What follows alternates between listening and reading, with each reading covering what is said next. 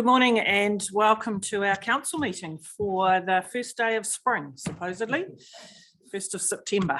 So bring it on, I say. So welcome to our meeting, and I'm going to invite Councillor Casey to open our meeting today. Yes. Hopefully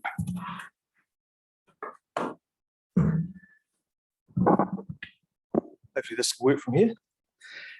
Thank you, Council. Thank you, Worship, for allowing me to open our council this morning. As you said, on the first day of spring, spring has sprung.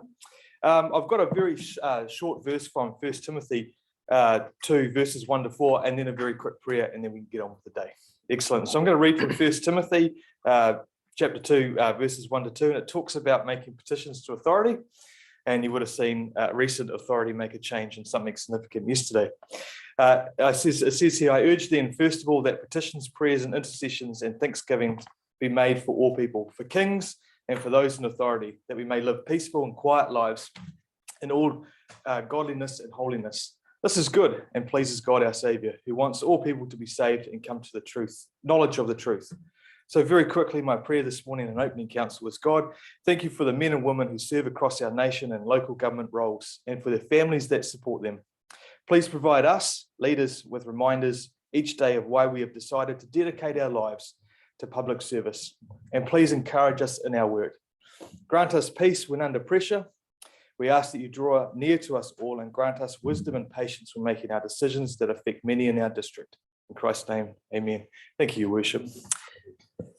Thank you, Councillor Casey. Thank you.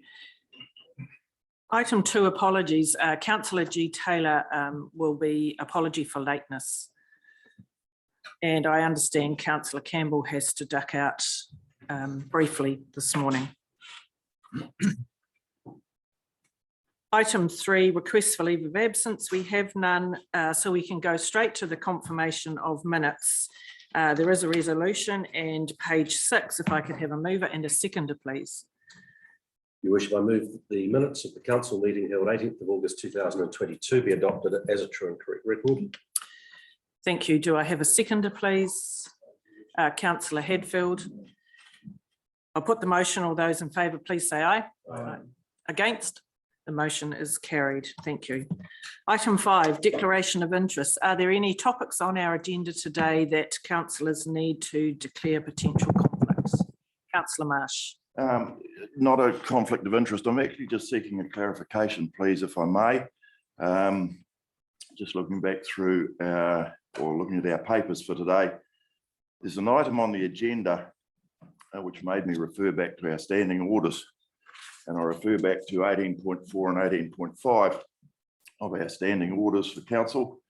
The topic mentions an item that was within our public excluded. And we have not had a resolution to actually bring that forward into the public forum. So I'm just wanting a clarification from the CEO or yourself along the grounds of the motion that was put on the 4th of August in regards to the tranche of 3 water funding, better off funding. And the motion that was put in public excluded, and it's in our open documents for today. Thank you. I'll hand that to the CE. It's probably a good point, something that I didn't give any thought to, Councillor. So it was just in the spirit of bringing that report through to council today that we picked up that motion. So yeah, it's a good point. It probably should have happened. So we probably do need to cover that off by way of some sort of motion today. Thank you. Thank you. So Councillor Marsh, before we put that item and discuss it, we look to you for a motion to pull that into open session. I actually asked at that previous council meeting in the following one as well as to whether it could come forward, and the answer was no at that stage. So thank you for that. Thank you for raising that. Councillor Short. Thank you. I had 2 that the public excluded item, I have a conflict of interest there with the community honours. And I just wanted to seek guidance from the Chief Executive. A number of us are members of Federated Farmers, and we're considering a Federated Farmers submission today, but there's no pecuniary interest in that. So I don't think there's a conflict either. Thank you. Anything further from the team? No? Excellent. Right. Today we have no public forum or presentations and no notification of late items. So we can go straight to item 9. We're on page 14. And this is the seeking to adopt the terms of reference and role descriptions for our youth council. Councillor G. Taylor's not here. Lynn, would you like to open this report for us, and then I'll ask Councillor Casey as liaison councillor.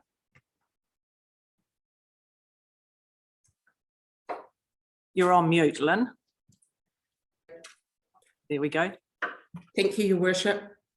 The Youth Council met and reviewed their terms of reference, and they have presented them here today. There's some minor alterations, and the key alterations in the report are around ensuring there's more diversity in the Youth Council table, and that's the key change in the terms of reference. And that is really the only thing to bring to Council's attention. Thank you. Councillor Casey. Yeah, thank you, Worship. I think just backing up what Lynn has said there, it's just this review of our terms of references as well. It's a continual evolution of the Youth Council and any other committee. Relatively straightforward. Young people would like some more diversity around the table. It is what it is. Procedural matter usually. Excellent. Thank you. Open it up for discussion, questions, comments. Councillor Short. Just to add on further, the night that I came along to Youth Council, Lynn was actually leading them in a workshop around what is diversity. So they had a really good session on it. Excellent. Nothing further. Councillor Casey, can I seek? Yeah, absolutely. I'll just get to the page, Your Worship. Page 14. Thank you very much. Please remove that the council received the Youth Council terms of reference for 2022 and role description for 2022. Thank you. Do I have a seconder? Councillor Short. I'll put the motion. All those in favour, please say aye. Aye. Against? That motion is carried. Thank you. And well done to the team. Moving on to item 10, minutes from other committees. This is for our information only. And the only one we have there today is the recent Community Development Committee meeting. Again, Councillor G. Taylor's not here. Councillor Short, can I ask if there's anything in those minutes that you would like to highlight? We had 2 members of the Youth Council came along to present their 6 monthly report, which we appreciated. Sorry, I'm just going back to see the documentation we just talked about anyway. And we just our usual procedural matters of schedule of applications, etc., which we're all passed. Nothing of particular to highlight. Thank you. We'll take those minutes as read, but open it up for any questions or comments. No? None. Great. So they were for our information only. So we can move on to page 32, and this is into our officers' report. And the first one up is welcome to Sport Manawatu. Welcome, come and join us at the table. It's always good to see you guys and hear about what you're doing, particularly in our district, but the impact that you're having across our region and getting people into recreation and sport. So welcome.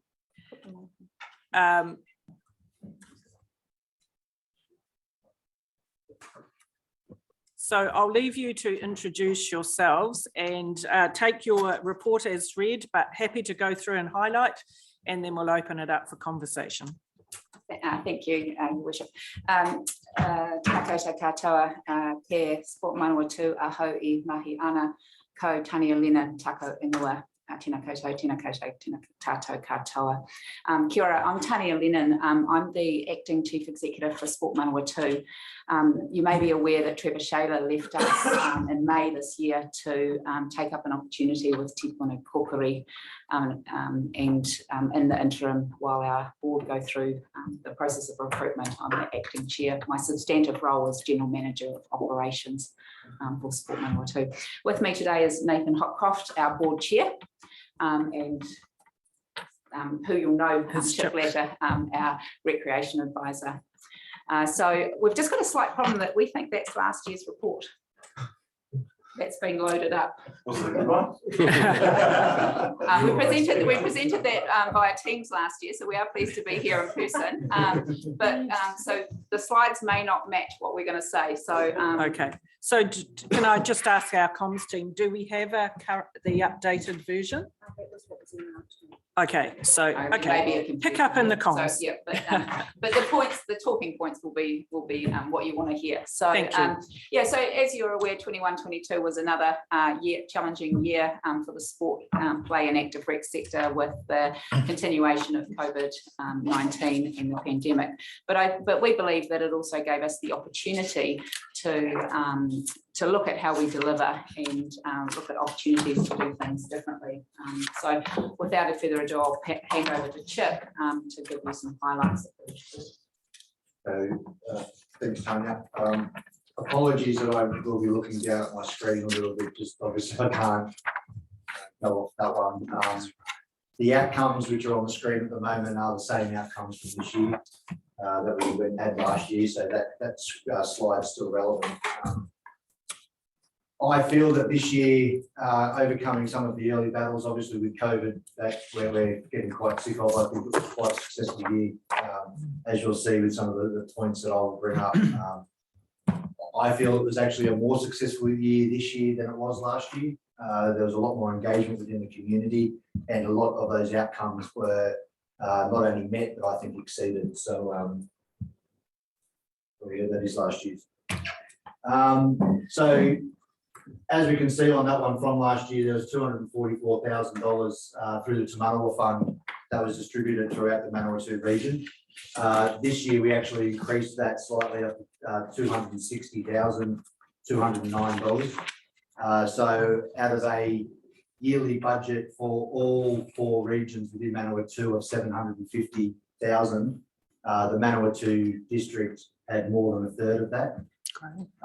So that right there shows the interest and the level of activity and money that we're out there funding so that organisations can become active.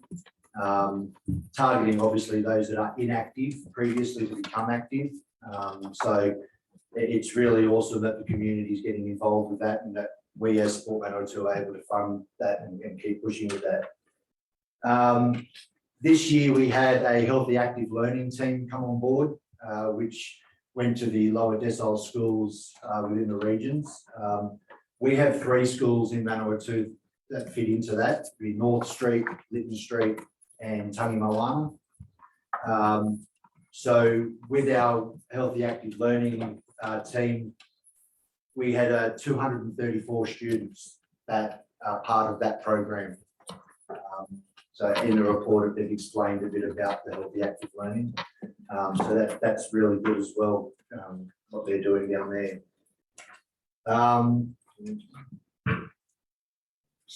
Yep. So as you can see up there from last year, we had 75 students at Manchester Street School that were part of the program. This year that increased by 49%, and we had 112 students that have all received grade 1 and grade 2 cycle skills. So absolutely brilliant that we're getting it out there and that we're getting these students used to riding around the streets of Fielding and being able to use the network to be able to get to and from school, but then feel comfortable to also do that in their own time with their families. So I feel that that's a really good point, and the students are really loving what we're doing out there.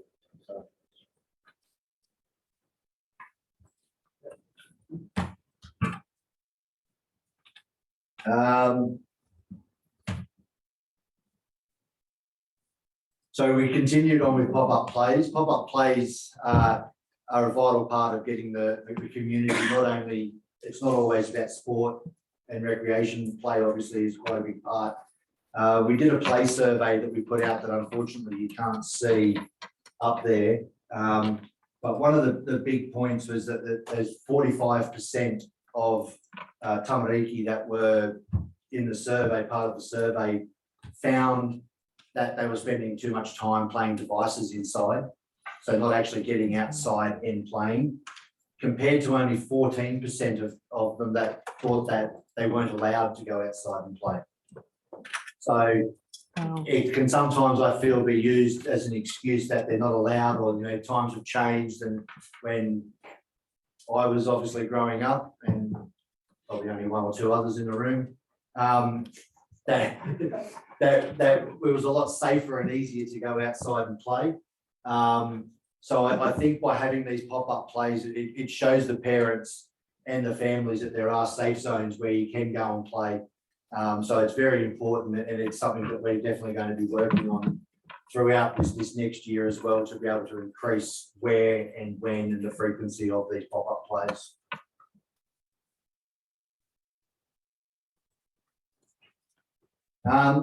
Unfortunately, the next screen you can't see either, but it was one of the highlights of my year. Through the times we went through another lockdown over the last 12 months, but we were able to come up with some innovative ways to keep people active. And one of the most popular ones that we did was something called Bubble Bingo. Bubble Bingo had 291 participants from 67 families within Manawatu that participated. And it worked similar to a bingo. There was activities on a sheet. You get to pick one the night before, and your family does that the next day. They then posted in a lot of those videos to us on our Facebook and social pages. And we had some prizes and everything for some of the most innovative ways and everything. But it was a great way to engage the community when the community was stuck in their house. Some of the feedback was just brilliant about the connections that they were actually able to form with their own families again. They were able to talk and communicate and do things as a family. So instead of being segregated to different rooms during lockdown, they were actually coming together to be active and to find different ways to be active. So that was a success throughout the whole organisation, with Palmy and Tararua joining in as well. So it was something that was definitely a highlight. And the other one quickly was just an Able to Adapt day that we held over on the green space next to the library.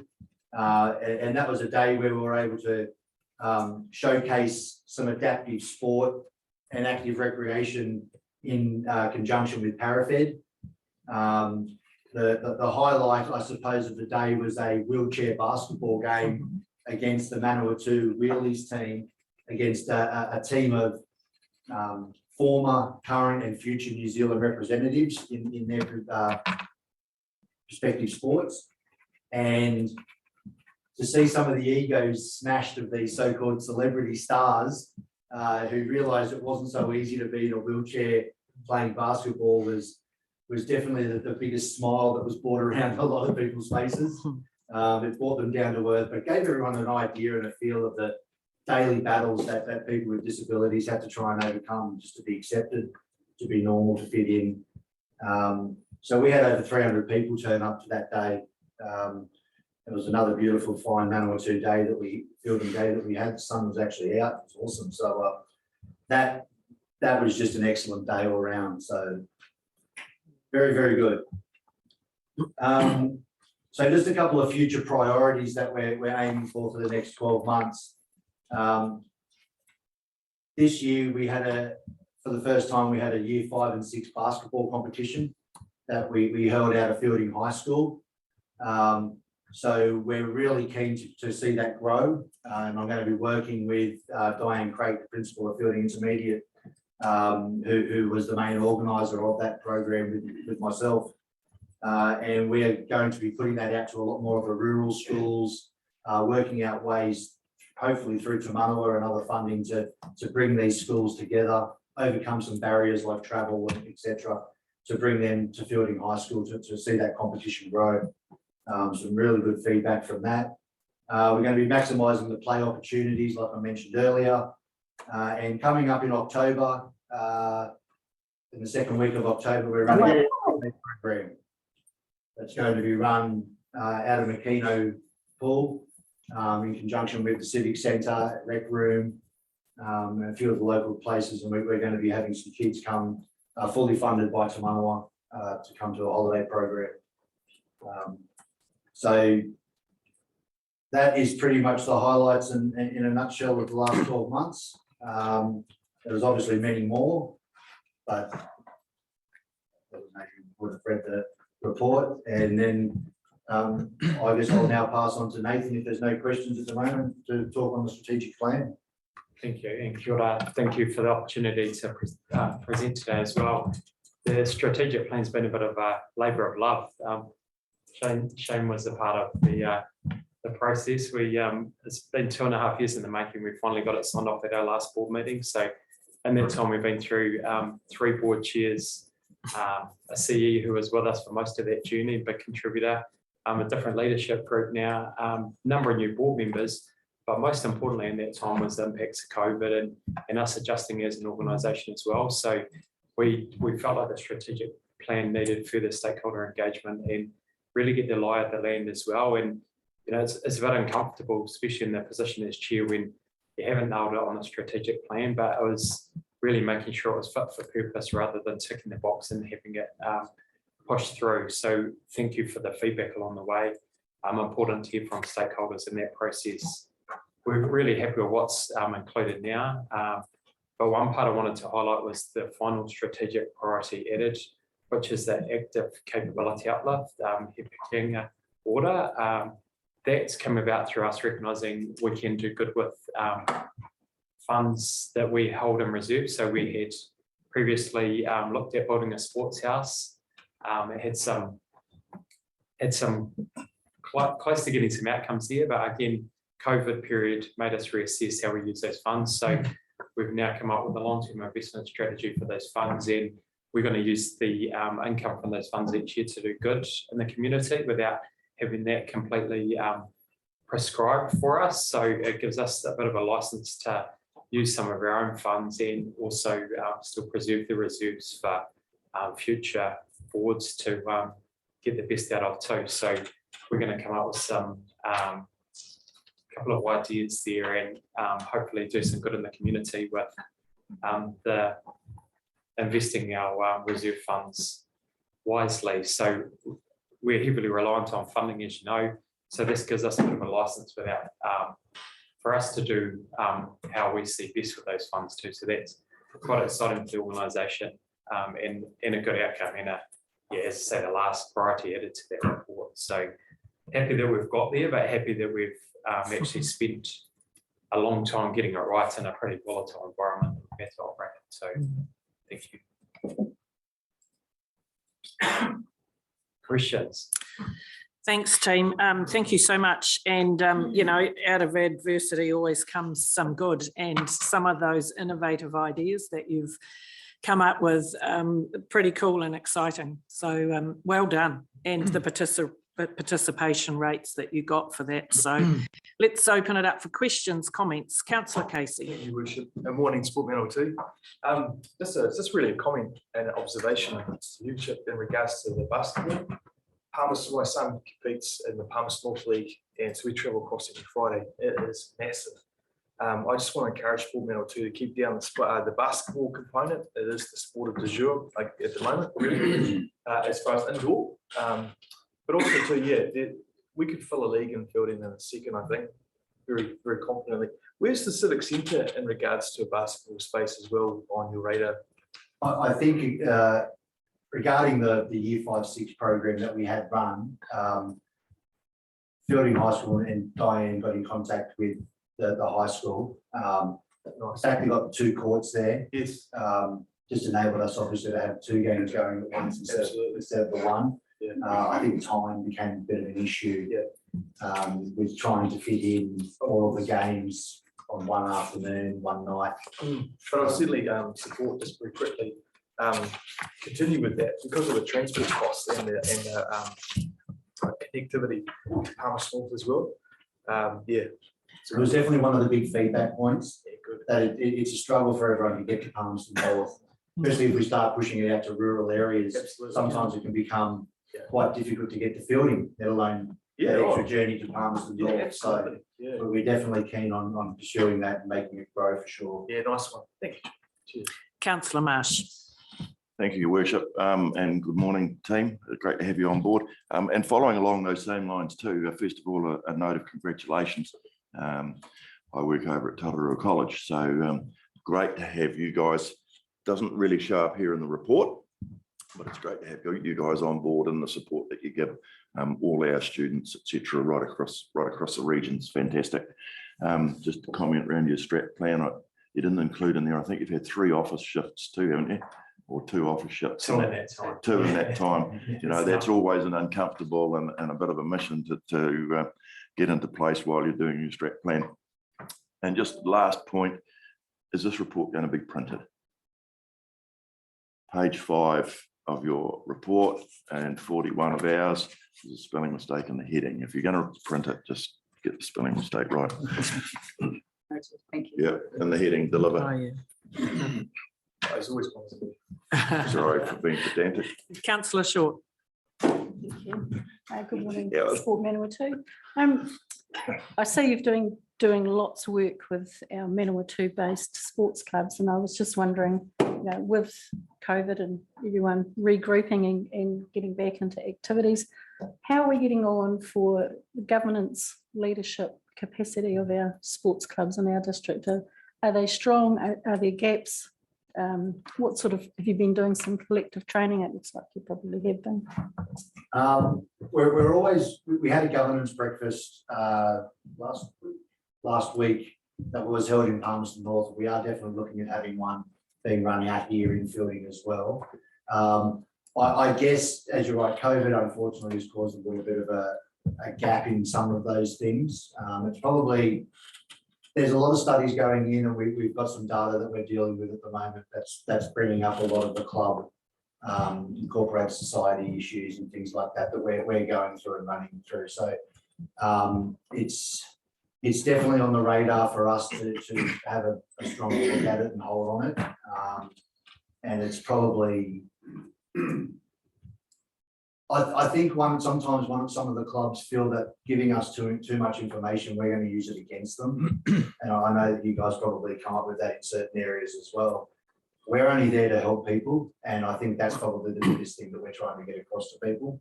And I think once there are certain clubs that are starting to really understand that and see the benefits of that, and they are probably more forthcoming than others when it comes to certain issues within their clubs. So it's probably something that we need to keep on and probably nail down a little bit more. Just on that point, it is a high priority for Sport Manawatu to support the volunteer sector a bit wider, and the fund that Nathan's talking about is an example where we can look at governance projects specifically, because it is, especially with the changes to the Incorporated Societies Act that have just been passed now, it's really going to hurt the governance sector, especially for small clubs. There's 300 clubs that don't realise they're about to be struck off the Incorporated Societies register because they haven't filed returns and things like that. So it is a big area and become a real priority for us as an organisation to look at and work with our governors as well to support governance across the sector. Councillor Hadfield. Yeah, thanks, Your Worship. I just note in here you develop formal partnership agreements with 7 priority sports as you list them: rugby league, netball, basketball, hockey, softball, cricket, volleyball. And I'm just, do I assume from that you don't have any formal partnerships with the rugby and soccer fraternity, or do they look after themselves? We do. We don't consider, we can't do everything with everybody, so we do pick priorities at the time. The reason that Central Football and Manawatu Rugby aren't a priority sport is that they are well resourced codes. They have extensive resources and staff and things like that. We have strong relationships with them and work with them on projects all of the time. But the work around governance and working with them around development of new opportunities and Te Manawa applications, etc. The priority sports are those that need more help from us than the major players like Manawatu Rugby and Central Football. Great, thank you, Councillor Marsh. Interesting comment about well-resourced. Watching the news last night about the Real Madrid stadium. We haven't got anything in New Zealand that's well-resourced. Yeah, and Manawatu Rugby would probably argue that they're not well-resourced, Yes. especially when it comes to being able to provide, for their professional teams, for the turbos, etc. But people on the ground, they are, and board members, they're pretty good. Excellent, thank you. The only comment I just wanted to highlight for councillors was our Manawatu District Youth Development and Wellbeing Trust, of which council is a partner, successfully received some funding from the Te Manawa Fund, which was able to purchase the special thin mats for the young people to work on and a portable outdoor sound system. So that's made a huge difference, and also it's available for the high school to use in their gym as well. So if there's nothing further, just again, commend you on your report, the awesome work that you're doing, the way that you've kept the recreation and sport at the forefront during lockdown and COVID, and some of those innovative ideas, very cool. So thank you for coming today. Thank you for your report, and we look forward to hearing from you very soon. Thank you. Councillor Ford. Yeah, congratulations. Great report. Really neat to hear your enthusiasm. Great. I move that the Sport Manawatu annual report for period ending 30 June 2022 be received. Thank you. And a seconder, Councillor Hadfield. I'll put the motion. All those in favour, please say aye. Against? The motion is carried. Thank you very much. Thank you.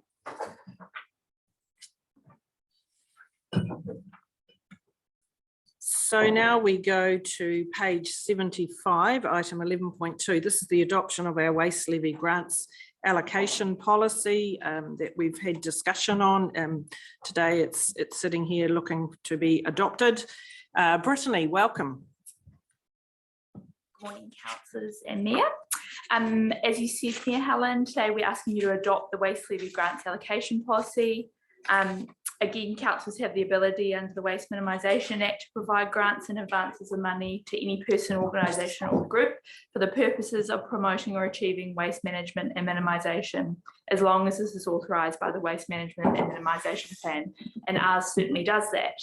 So you have two options today. You can adopt this policy or not adopt the policy and request changes to be made. Just noting for you, Mayor and councillors, that there is existing budget provision within the 22-23 financial year for us to hold a first round of applications under the policy should it be adopted by council. And I would look to run that process along with Anna Thompson in October this year. So councillors, I'm happy to accept any questions. Otherwise, I point you towards the recommendation. Thank you. Can you just remind me the amount of funding that sits within that? So this year we had 75k in total to allocate. However, we did not want to delay the works of zero waste education and Enviro schools. So we've already allocated $46,000 to those organisations. So the application process for this year will be for a total of $29,000. Thank you. Right, open it up for questions, comments. Councillor Quarry. Are there any groups that are lining up to receive some of that money? We quite often get requests from the community with different ideas they've had. I know Janine Hawthorne quite often gets people interested in waste minimisation initiatives in the community. So we expect that there'll be a good response to this fund, and we'll also be doing quite a extensive communications plan to push the fund out to the community. Thank you. Anything, any further? Councillor Marsh. Sorry, Brittany, just the dates of the applications? To be confirmed, but as I said, we'd like to run it in October if not earlier. And the reason for that questioning is I see that the membership of the Waste Levy Grant Assessment Panel, have we established that? And should we do that prior to or after the election, just depending on the applications? So Dates. Mayor Hanlon, if I may, yes, you're correct, Councillor Marsh, that there is a member of council on the assessment committee. So we would look to seek that member when you, as a council, decide on your committees and etc. for the next term. Obviously, if you were to continue with the infrastructure focus group, the chair of that committee may be a good choice, but we will discuss that in the next term. Thank you. Good point. Councillor Hadfield. Yeah, thanks, Your Worship. Yeah, Brittany, just in terms of the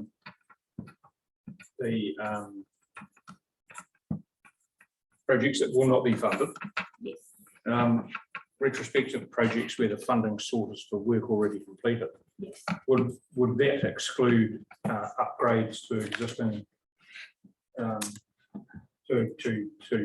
existing sediment tracks or whatever that people put on, would that exclude that? No, so upgrades would probably be included as long as they hadn't already occurred, because obviously we're seeking outcomes. Yeah. It's the upgrade from existing Exactly. infrastructure. Yeah. Yeah. Thank you. Great, thank you. So no further comments on the actual policy that we're looking to adopt today. Councillor Marsh. So I move that the council adopts waste levy grants allocation policy. Thank you. And seconder, Councillor Ford. I'll put the motion. All those in favour, please say aye. Aye. Against? The motion is carried. Thanks, Brittany. Thank you. Thank you for all your good work. Which now takes us to page 84, 11.3. This is the deliberations on the explanatory bylaw. So welcome, Lisa,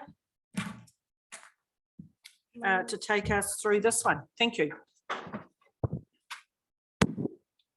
Thank you. Good morning, Your Worship, councillors, colleagues. Good to be here today. So as Mayor Helen has introduced, we're here to do deliberations on the explanatory bylaw. We received one submission on the draft bylaw, which was from Federated Farmers. And the decisions we need to make today is whether we want to accept any of their requested changes or not. A copy of their submission is attached as Annex A to my report. They essentially requested two changes to the bylaw. The first change was to replace the word stock with the word livestock throughout the bylaw.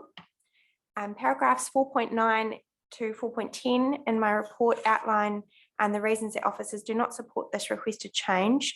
If we made that change in the explanatory bylaw, we would also need to update the dog control bylaw, animal bylaw, and draft traffic safety and road use bylaw. And we just think that the time and effort to do that would outweigh the benefits.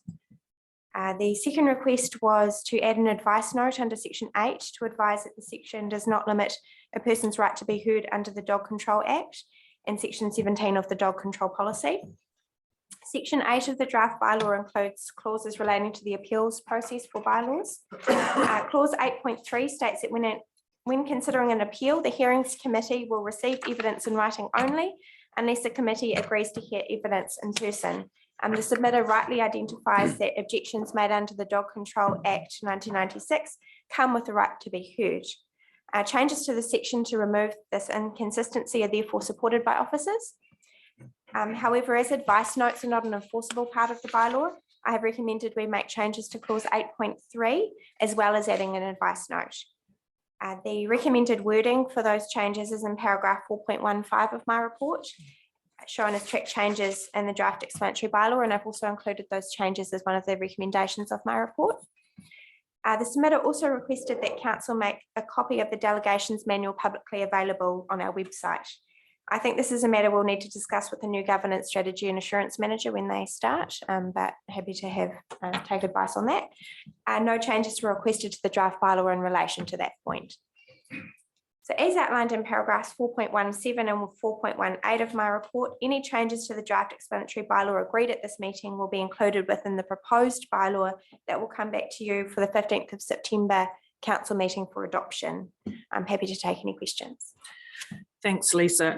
Just going back to the 4.16. So what would be the downside of having the delegations register available to the public? I don't personally know, but some of the other GMs may be able to comment on that.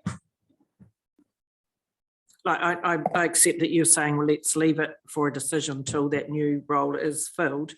But it was more about why wouldn't we do that? I'm trying to understand that. Yeah, through your worship, I'm not really that knowledgeable about the delegations manual, so I don't know if it will contain anything that would be, not wanting to be disclosed. Jane. It's probably look honourable anyway. I would want to. I don't think there's anything in there that would actually fit within the reasons for withholding, to be honest. But I'd like to do a once-over sheet. So, Okay.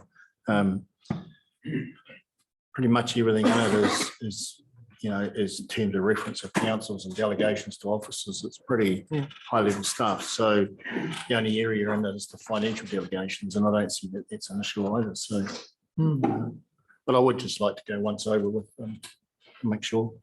Thank you. Councillor Short. Thank you, Lisa. Yes, I think the comments around stock versus livestock, when you explained it in writing, you also explained that most of the councils in our region use the word stock, and it's covered in definitions. Also, their comments around the right to be heard at hearings, having sat on a number of dog hearings, I certainly support that. When you read the case before attending the hearing and then what you hear at the hearing is often gives you quite a different picture. So I certainly support people's right to be heard. Thank you. Anything further? Councillor Campbell. It's quite a difference between stock and livestock. Livestock are fine, stock is dead. So, the definition, when it comes to our use of the two terms, carrying off dogs and cats and things under the term stock as well. And there's places where I it's not that important, but Federated Farmers probably is correct. Livestock is stock, it's live animals, farm animals used for trading, whereas stock is canned beans that sits on the shelf. It's trading stock in the shop. They're quite different. So they had, I think they had a thing, but worry too much about the definition, and I support your recommendation. I think we define stock, don't we, Lisa? yes, we do. We define what stock means in the bylaw. Right, yeah. So it is set out. Yeah. Councillor Hadfield. Yeah, look, I agree with Councillor Campbell, but I think if we decided that we would want to be the interpreter and arbiters of the vagaries of the English language, I think we'd be here for eternity. And look, I think it's very well done, and I think the whole process, around the reason for this is to simplify explanations across the board. So I'm quite happy to move, your worship, the recommendations provided by council officers. And if you want me to read it all out, I will, but I'd rather not. Thank you. We'll take that as moved, as set out on page 85. A seconder, Councillor Short. Thank you. Any further discussion? If not, I'll put the motion. All those in favour, please say aye. Aye. Against? Motion is carried. Again, thank you, Lisa. While we've got you here, I also want to say thank you on behalf of the team for the work that you did in relation to our speaking submission to the Three Waters in Wellington on Monday. Well received, and thank you for your efforts. Thank you, Richard. Well done, Lisa. That's very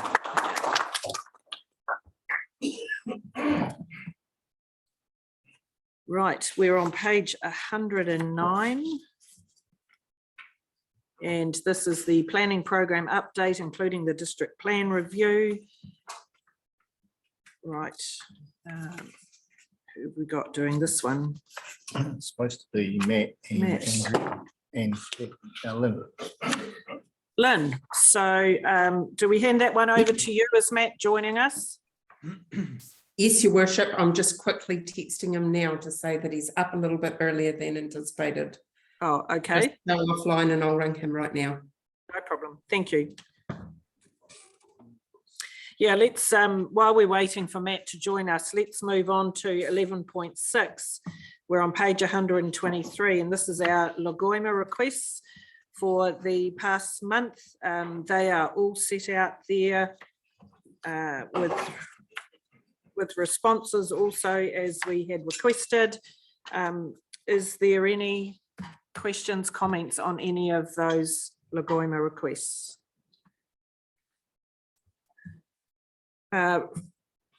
Francis, is there anything that you want to raise or highlight in that report? Just one thing, Bishop. The councillors requested from the previous meeting that the links of documents that were previously unavailable to councillors are now available. Excellent, thank you. Councillor Casey. Yeah, thank you, Richard. Just very quickly through you. To the Chief Executive, any blowback from the Lagoima request from Fairgo? Thinking about council reputation. No, nothing. No further? No. Nothing further? Right, any questions, comments on any of the other Lagoima requests? Otherwise, it is straightforward, set out, question and answers. Otherwise, we have a recommendation on page 123. If I could have a mover and a seconder, please. Councillor Casey. The implemented report detailing requests for information received under local government official information and meetings act 1987 from the 21st of July 2022 to the 17th of August 2022. Thank you. Have a mover, have a seconder, Councillor Ford. Thank you. I'll put the motion. All those in favour, please say aye. Aye. Against? That motion is carried. Thank you for that. Right. Yeah, let's just take a moment, stretch our legs while we wait for Matt to join us. Thank you. Just while we're doing that, are we having much of a problem with rogue cans of baked beans in terms of stock? Problems? I can check with the running team.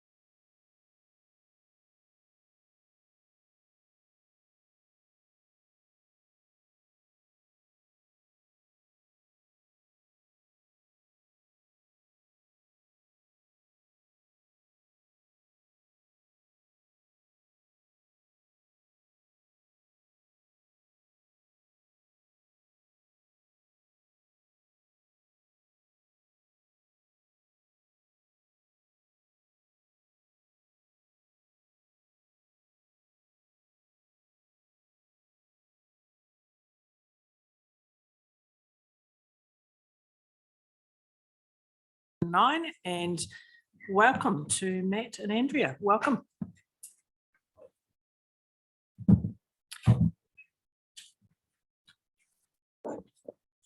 Thank you, Your Worship, and good morning, councillors. This morning, I'm presenting a report to update council's work program around the district plan review and actually expanding it to recognise that there's a wider planning program that council needs to complete, particularly in the years coming.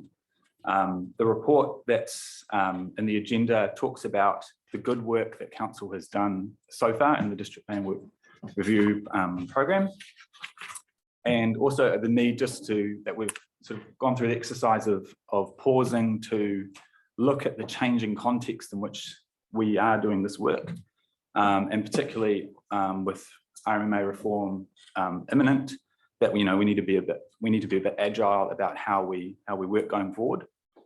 The attached for information is an updated work program, which does have some differences compared to previous work programs, and that it does not relate solely to the district plan review as a project alone, and that recognises that there is an increase in strategic planning work that has been happening over time. So, for example, this council's role around providing for growth of precinct 4, there's more of that that's needed and going to come in the future.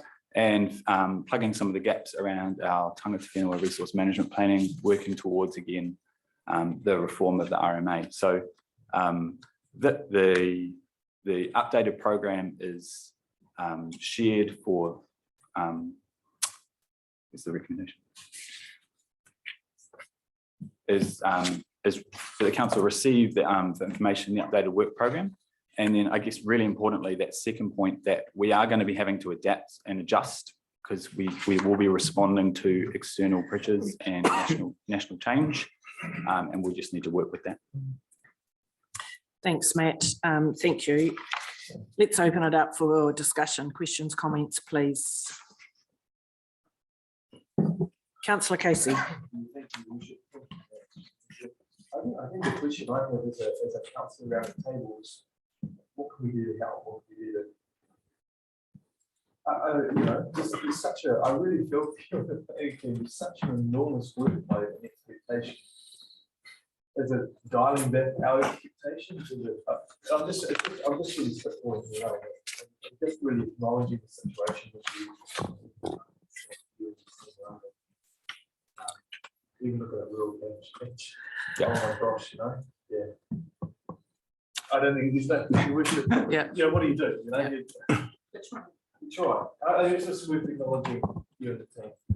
I noted and received. I think that's also why it's important to do what we've done and actually stop and reassess, because we actually have to think about how do we work smarter and better, and being more agile with national change, and recognizing some of the challenges we've got right now are because we're doing sort of two tasks of updating a document that's older, and also there is a lot of unknown in the future. So I think some of the things like, for example, embracing the national planning standards and actually being able to think about changing the plan in a way with different tools that we've got, that will then free us up to say, well, what are those priorities that we really need to work on, and where do we need to make just minor adjustments? And we don't need to cast the net too wide.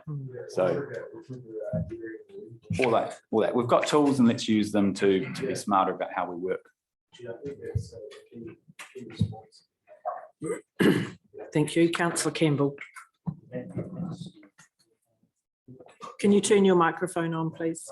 Yeah, you're looking at the work plan.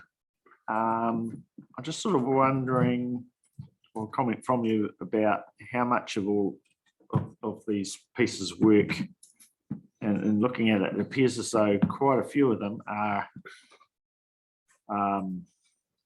government-led, I suppose, new rules and stuff that have come through that we're required to require updates to our district plan, versus some stuff that we'd like to do locally in terms of the rural plan change and heritage, I suppose. That would be two that pop out. Would that be fair comment? That a lot of the stuff is stuff that's been thrust upon us.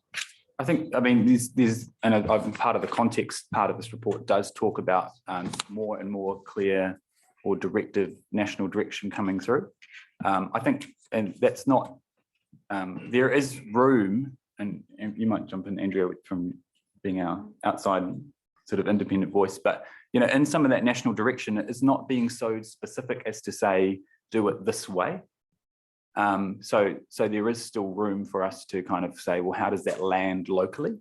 But yes, we are having to sort of work and adapt to national direction. What?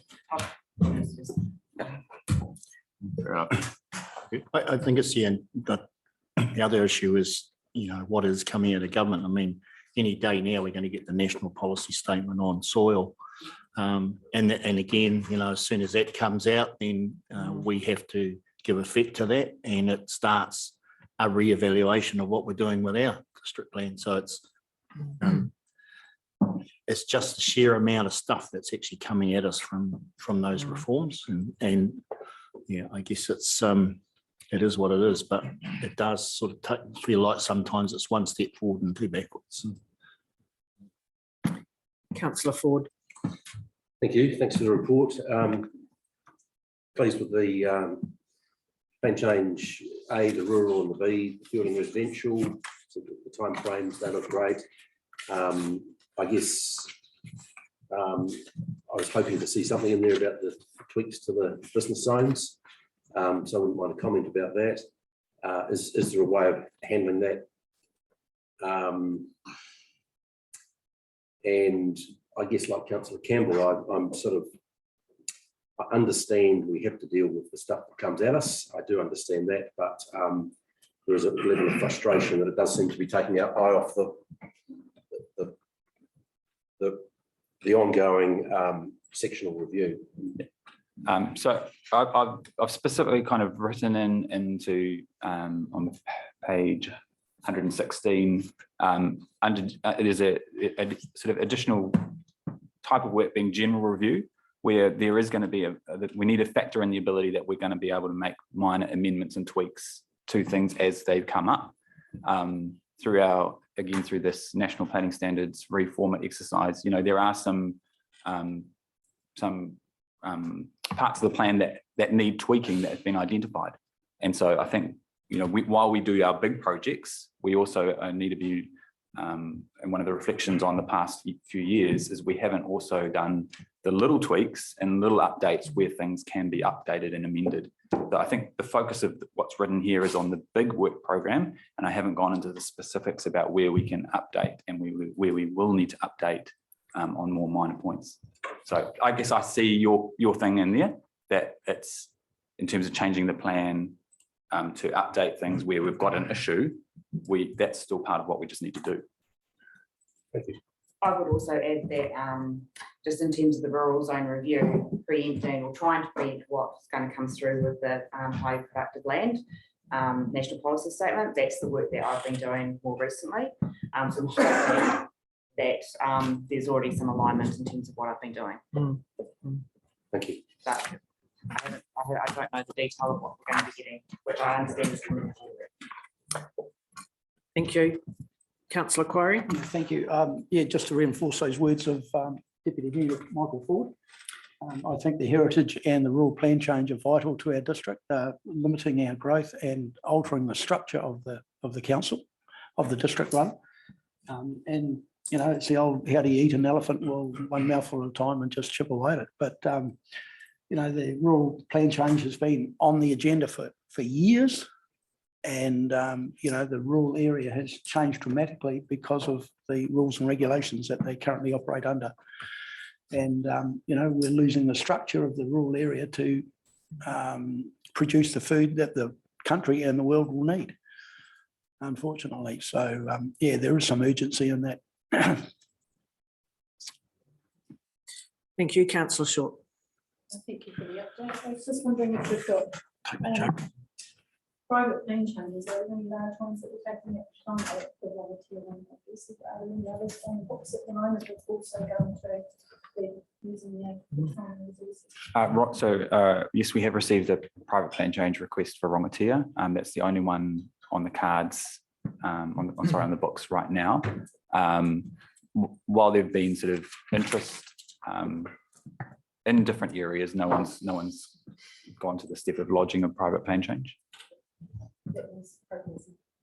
Yes, so there's it has been received, and the first step on receipt of a private plan change request is to check the information, and then we can go out and we can make the call about whether council accepts or adopts. Thank you. Any further comments, discussion? Councillor Belsky. Well, this is just one of the where is it? Natural landscape document that has been going around. What's the feedback like with the people that have got natural landscape? Like in Western South Island, there's a real big concern about this policy of outstanding natural features and landscapes. What's the feedback you've got? So this council reviewed our outstanding natural features and landscapes two years ago. And it's quite a targeted approach. There is some additional areas of there's significant natural habitats and wetlands that are identified in the back in the appendix of the district plan at the moment. That wasn't part of the ONFL, the outstanding natural landscapes and features plan change that we did, so they're just still sitting there. And I can talk a little bit about that later today as well. Okay. But I have a not looking at that and updating that, or sort of trying to work out what we do with that. Yeah. The outstanding natural features and landscapes appeal, having conversations with the lawyer today, just following on from our mediation. So hopefully that will be closed out soon. Thank you.